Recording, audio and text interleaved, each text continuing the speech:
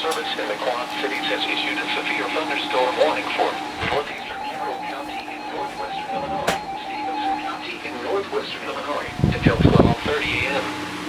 At 11:43 p.m., a severe thunderstorm was located over Scioto Hills, or near Freeport, moving southeast at 40 miles per hour. Hazard, 60 miles per hour wind gusts. Source, radar indicated. Impact, expects damage to roofs, siding, and trees. Locations impacted include Freeport, Lena, Pearl City, Cheyenne, Cedarville, Davis, Dakota, German Valley, Rock City, Minot, Buena Vista, Lawrence, Rock Grove, Oneco, Orangeville, Elroy, Damascus, McConnell, Scioto Mills, and Wiwx. For your protection, move to an interior room on the lowest floor of a sturdy building. Torrential rainfall is occurring with this storm and may lead to flash flooding.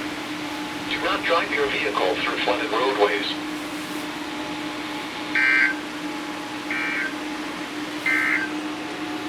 This is those weather